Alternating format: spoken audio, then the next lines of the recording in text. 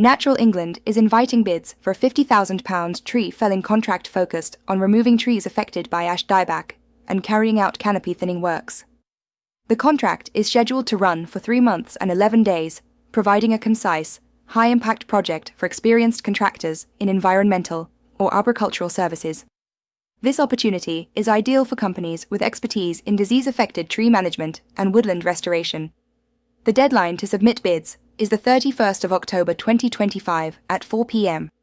This is one of many targeted public sector contracts made to match your capabilities and geographic coverage.